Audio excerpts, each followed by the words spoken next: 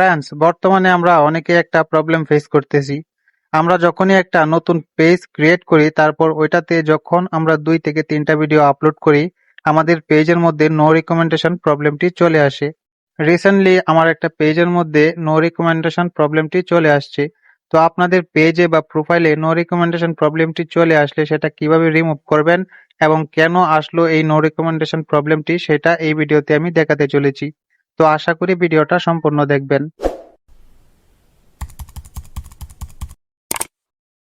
Page not recommendable এই লেখাটি যদি আপনাদের পেজে চলে আসে বা প্রোফাইলে চলে আসে, সেই ক্ষেত্রে কিন্তু আপনাদের প্রোফাইলে যে ভিডিওগুলো আপলোড করেছেন বা পেজে যে ভিডিওগুলো আপলোড করেছেন সেগুলো কিন্তু কখনোই ভাইরাল হবে না।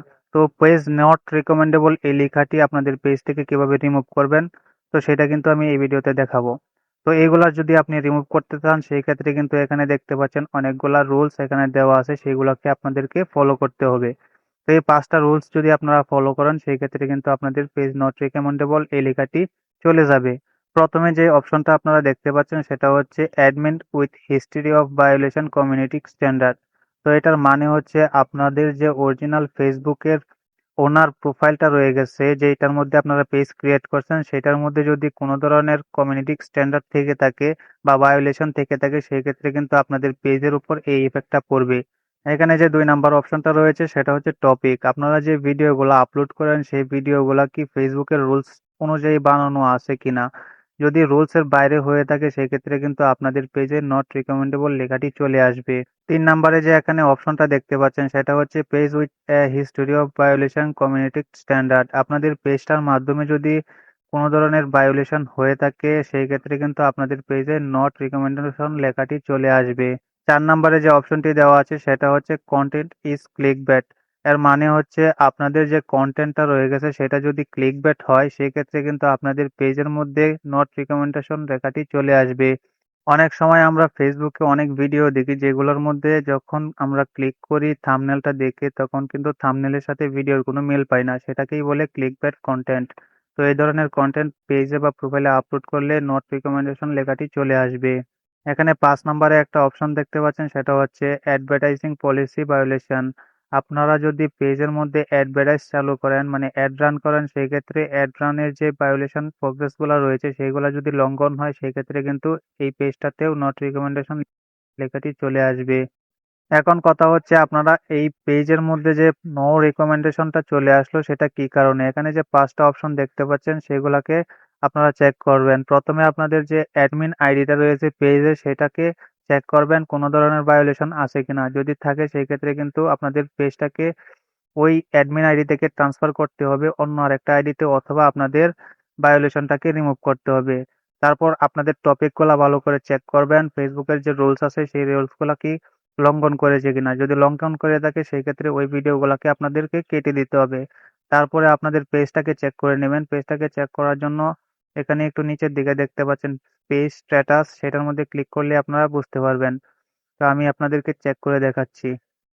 যখনই আমরা এখানে পেজ স্ট্যাটাসে ক্লিক করব, তখন আমরা এখানে দেখতে পারবো আমাদের পেজে কোনো প্রবলেম আছে কিনা। আমাদের পেজে কিন্তু প্রবলেমটা নেই, পেজ হ্যাজ নট ইস্যু এখানে দেখতে পাচ্ছেন। ঠিক এরকম ভাবে আপনারা প্রোফাইলেও চেক করে নেবেন। 5 নম্বরে যে প্রবলেমটা সেটা হচ্ছে অ্যাডভার্টাইজিং। তো অ্যাডভার্টাইজিং আমরা কিন্তু অনেকেই পেজের মধ্যে করে থাকি না, সেই ক্ষেত্রে কিন্তু এটা আমাদের নাও আসতে পারে। আর যাদের অ্যাডভার্টাইজিং করা আছে অলরেডি, তারা চেক করবেন অ্যাডভার্টাইজিং এর মধ্যে কোনো প্রবলেম হয়েছিল কিনা। এখানে যে 5টা অপশন দেওয়া আছে সেগুলা চেক করার পরেও যদি আপনাদের নো রিকমেন্ডেশনটা না সরে, সেই ক্ষেত্রে কিভাবে আপনারা নো রিকমেন্ডেশনটা রিমুভ করবেন সেটা এখন আমি দেখিয়ে দেব। এখানে একটা স্ক্রিনশট নিয়ে নেবেন। স্ক্রিনশট নেওয়ার পর একটু নিচের দিকে চলে যাবেন। এখানে দেখতে পাচ্ছেন পেজ স্ট্যাটাস, এটারও একটা স্ক্রিনশট নিতে হবে। তো এখান থেকে একটা স্ক্রিনশট নিয়ে নিলাম। তারপর এখান থেকে ফুল ব্যাকে চলে যাব। এখানে আসার পর আমরা একটু নিচের দিকে চলে আসব।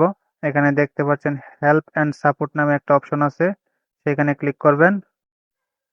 তারপর এখানে দেখতে পাচ্ছেন সাপোর্ট ইনবক্স আছে, সেখানে আপনারা ক্লিক করে দিবেন।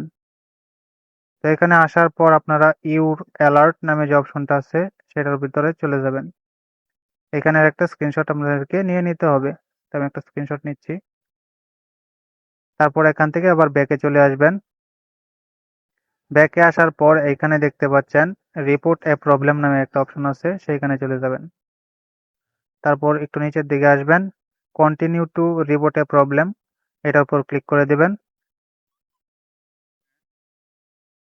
তারপর নতুন একটা ইন্টারফেস ওপেন হবে, সেখান থেকে নিচের দিকে যে দেখতে পাচ্ছেন ডোন্ট ইনক্লুড লেখাটি আছে, সেটার উপর একটা ক্লিক করে দিবেন। তারপর অনেকগুলো অপশন এখানে শো হবে, এখানে দেখতে পাচ্ছেন পেজ রয়ে গেছে এবং প্রোফাইলও রয়ে গেছে। আপনারা পেজ থেকে যদি অ্যাপ্লাইটা করতে চান তাহলে এখান থেকে পেজ সিলেক্ট করবেন, আর প্রোফাইল থেকে হলে প্রোফাইলটা সিলেক্ট করে নেবেন। এখানে অটোমেটিক একটা স্ক্রিনশট চলে আসতে পারে, আপনারা সেটাকে এখানে ক্রস করে কেটে দিবেন। তারপর আমরা যে 3টা স্ক্রিনশট নিলাম সেটা এখান থেকে আপলোড করব। আমি আপলোড করে আসছি। 3টা স্ক্রিনশট আপলোড হওয়ার পর উপরের দিকে আপনারা দেখতে পারবেন একটা কালি বক্স রয়ে গেছে, সেখানে কিন্তু আমাদের একটা অ্যাপ্লিকেশন লিখতে হবে। আমি একটা অ্যাপ্লিকেশন আগে থেকে লিখে রেখেছি, যদি আপনারা সেটা নিতে চান ডিসক্রিপশন বক্সে আমার টেলিগ্রাম চ্যানেলের লিঙ্ক দেওয়া থাকবে, সেখানে জয়েন হয়ে আপনারা এই লেখাটি কপি করে নিয়ে আসতে পারেন। তো আমি আমার নোটপ্যাড থেকে আপনাদেরকে দেখিয়ে দিচ্ছি।